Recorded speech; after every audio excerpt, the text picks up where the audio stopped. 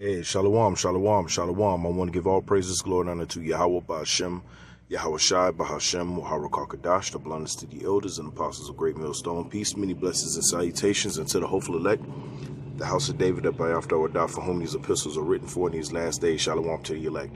I wanted to bring this lesson out off of a video that I came across on Rumble. Pretty decent video.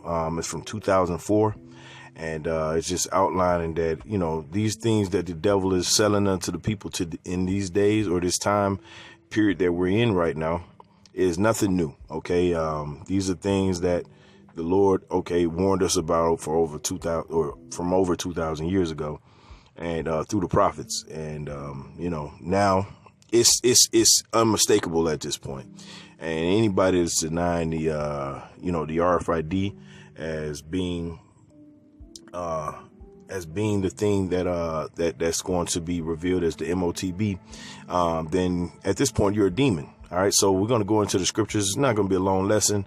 I pray that this lesson is edifying. Okay, so this is Psalms 10:2. It says, "The wicked in his pride doth persecute the poor. Let them be taken into devices that they have imagined." That's right. And that this device that they're looking to, that they have imagined and now is a reality. They're looking to confound, and basically enslave the entire earth. And those who they can't enslave, they'll just kill. Okay, so that's what they're imagining in their mind for you Israelites. Okay, this is not a game. This is real life. Okay, we're warning you about the RFID, the MOTB, for a reason. The spirit is getting on men, all right, to tell you of what's about to come. This is not a game, y'all. This is for real. This is not a drill, okay? The devil is getting ready to show you what it really is, okay? Verse 3, "For the wicked boasteth in his heart of his heart's desire, and blesseth the covetous, and the Lord, whom the Lord abhorreth." Let me read that again. This is Psalms 10:3. It says, "For the wicked boasteth of his heart's desire, and blesseth the covetous, whom the Lord Yahweh abhorreth." That's right. So the Lord abhorreth this type of behavior, all right, that's being perpetrated, okay, or perpetuated, all right, by the so-called white man. See, he's enriching those of us of the so-called Black, Latino, and Native Americans. He's enriching those who are willing to sell out. And there's a lot of us that are willing to sell out, just to, get snatch a few crumbs, so to speak, because that's all you're getting. You're not getting anything worth substantial means. You're just getting crumbs, or you're getting zeros and ones in your bank account. That's it. Stuff that can be taken from you easily. Case study, Kanye West or Kyrie Irving or any other number of so-called Black or, Latino or Native American, okay, that gets out of line. Esau can go run to his computer system and snatch it all away from you. That's how you know it's not worth a goddamn thing, okay? Verse 3 again, it says, "For the wicked boasteth of his heart's desire, and blesseth the covetous, whom the Lord Yahweh abhorreth." It says, "The wicked through the pride of his countenance will not seek after the Most High." The Most High is not in all his thoughts. You think he's thinking about the Most High Yahweh or Yahweh Shai? You think he's thinking about this as he's creating a device to ensnare you and to enslave you? You think that's what he's thinking about? No. He's thinking about enslaving you and killing off the ones that don't want to be enslaved. Okay? That's where he's at with it. Let's get some Isaiah. Isaiah 10:1. It says, "Woe unto them that decree unrighteous decrees, and that write grievousness which they have prescribed." That's right. And they're prescribing that you take this MOTB. It's like it. That's what they're prescribing. See, this is what the prophets have been waiting on. We've been waiting for when Esau was going to come out the bag with it. And he slowly but surely, you could tell he's still apprehensive, but he's still coming out the bag with it. See, because the spirit is not of his, it's of the Lord that's going to force him to come out the bag with it. Verse 2, it says, to turn aside the needy from judgment and to take away the right from the poor of my people, that widows may be their prey. That's right. It says, and that they may rob the fatherless. And this is where we are today.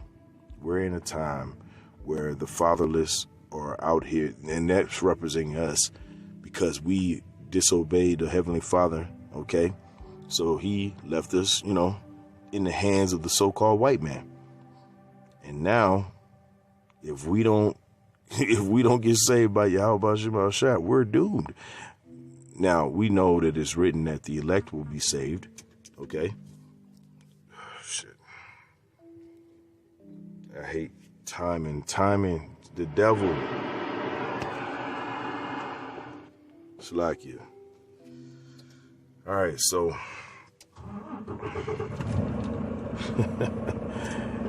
it never fails, right? And Satan, here you doing a message, I gotta intervene, but it's okay. It's okay. We're gonna continue with the lesson though. It says to turn aside the needy from judgment and to take away the right from the poor of my people. Okay. It says that widows may be their prey and that they may rob the fatherless. That's right. And that's what their goal is. Their stated goal is to destroy, all right, is to destroy the so-called Black, Latino, and Native American, which we know them as the 12 tribes of Israel. That's why they want to destroy you. Okay?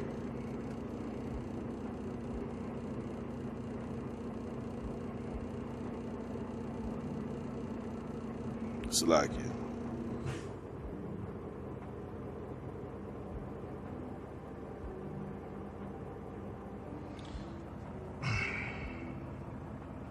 All right, Salakia. All right. So, continuing the lesson, it says, verse 3, it says, and what will ye do in the visitation, okay, and in the desolation which shall come upon, which shall come from far? To whom will ye flee for help, and where will ye leave your glory? That's right. So, there's nothing really we can do. Only thing we can do is pray, fast, continue to do these lessons. Sometimes these spirits come on us where we get lazy and want to do nothing, and that's not the case. Okay, well, it shouldn't be the case, but it is what it is. That's why this is called a fight. You get out of that spirit because eventually the Heavenly Father is going to fulfill His promises, okay, to the elect. And if you want to be a part of that elect, you got to put in some work, okay? So this is a part of that work. Calling out the devil to his face, going on the highways and byways, putting up lessons to edify the sheep so that they understand the times and get in the correct spirit to prepare themselves during this grace period that we're in. All right. It says, without me, they shall bow down under the prisoners, and they shall fall under the slain. For all this, his anger is not turned away, but his hand is stretched out still. That's right. So the Lord is merciful. He's still he still wants you to come back to the law, statutes, commandments. All right. He's sending the prophets out there to warn you of the things that have come, because the Lord is merciful to his elect. Lord, what potential elect. He's merciful to everyone, actually. Okay. 2/3 of the nation of Israel, they could complain, but they're not going to be. It's not worth it. Why? Okay, you had a chance just like anybody else of the of the Israelites or the 12 tribes. You had a chance. You didn't fulfill that chance. You didn't hone in on the message that was being spoken to you. Therefore, you're the 2/3. Lord willing, I'm not a part of that number. All right, this is Psalms 10:4. It says, the wicked through the pride of his countenance will not seek after the Most High. The Most High is not in all his thoughts. His ways are always grievous, which that's what he's trying to, he's prescribing a grievous way unto you Israelites, okay? Whether you know you're an Israelite or you don't, you're being prescribed something that is against your Heavenly Father, okay? It says, his ways are always grievous, thy judgments are far above out of his sight, As for all his enemies, he puffeth at him. It don't say some of his enemies, all his enemies. So he's being attacked on all sides, speaking about the so-called white man. He's being attacked on all sides. He's being, first and foremost, being attacked in the spirit. Okay, because the words of the prophets of Yahweh Ba'ashem Al-Shai are piercing his armor, his ego. He has an inflated self. He has an inflated way he looks at himself. He thinks of himself as a god. And it says so in the scriptures. It says so that he thinks of himself that way. So the words that are coming out of the book known as the Bible, read by the prophets, is destroying his ego. He can't take that. So, and he can't fight a spiritual fight. So what is he going to do? He's going to pay some people off. All right. And he's going to do what he do best. He's going to muck it up and make it carnal. Okay? And that's where all the paid off and the agents and the 1811s is going to come in at. Okay? And all you 1811s, all right, the Lord knows who you are. So you're not going to be able to escape the wrath of the Lord. All you 1811s, okay? You're going to all be found out. Whether you work for the so-called white man or not, you're in the spirit of an 1811, the Lord's going to destroy you. All right. It says, verse 6, it says, he have said in his heart, I shall not be moved, for I shall never be in adversity. And that is a proud statement. That's a proud statement. He thinks that he's going to set up his device, and that no one is going to be able to stop him from setting this device up. Only the Lord will be able to, though. Okay, let's go to because he's setting up these laws in a way where it's going to be inescapable. You're going to have to make a choice. I don't care what justification you give yourself. Those of you that take it, right? Whatever justification you give yourself, just know it doesn't matter what you justified it for. You're still going to be destroyed. This is 2nd Esdras 16:68. It says, for behold, the burning wrath of a great multitude is kindled over you. It says, and they shall take away certain of you and feed you, being idle with things offered unto idols. That's right. So there are going to be some that will suffer of the wrath of the Lord for taking that MOTB. Okay, verse 69, it says, and they that consent unto them shall be had in derision. That's talking to you so-called blacks, Latinos, and Native Americans. Okay, and in reproach and trodden under the foot. That's right. That's a direct quote from the Bible. All right. Need further proof? Okay, well, let's get another one. Let's get one to end it all. Right? Lord is very resolute. He's very resolute in his disdain for choosing another God over him. In this case, in the form of the so-called white man. All right. It says, Revelation 14:9. I'm gonna start at 8. Revelation 14:8. It says, and there followed another angel saying, Babylon is fallen, which that's America. Babylon is fallen, that great city, because she made all nations drink of the wine of the wrath of her fornication. That's right. Because they done sold to you that taking the RFID is something that's good for your health. You've been played. You played yourself. Okay? The Heavenly Father has said no such thing. Verse 9, it says, and the third angel followed them, saying with a loud voice, if any man worship the beast and his image, and receive his mark in his forehead or in his hand, the same shall drink of the wine of the wrath of the Most High Power, which is poured out without mixture into the cup of his indignation, and he shall be tormented with fire and brimstone. What is that? Intercontinental ballistic missiles. Those are going to be shot from one end of the earth to the other, and they're going to be from all different nations, according to Jeremiah 50, okay, and 51. It says, shall be tormented with fire and brimstone in the presence of the holy angels and in the presence of the Lamb. And the smoke of their torment ascended. Whew, that sounds terrible. Ascended up forever and ever, and they have no rest day nor night, who worship the beast and his image, and whosoever receiveth the mark of his name. I mean, that's pretty plain. There ain't no way around that, y'all. Remember, the devil's gonna come, and he's gonna come looking to get anybody he can, because he knows he's going down. He's just looking to take everybody with him, okay? And if you the dummy that wants to follow him, go right ahead. We told y'all about that jab, y'all, and y'all still took it. Now we got something called die suddenly. All right, this is 1 Peter 5:8. It says, be sober, be vigilant, because your adversary, the devil, as a roaring lion, walketh about seeking whom he may devour. That's right. Verse 9, it says, whom resist steadfast in the faith, knowing that the same afflictions are accomplished in your brethren that are in the world. And that right there is a statement for the elect. Hell, the chapter I'm reading from is Peter, who is Peter in a previous life? King David.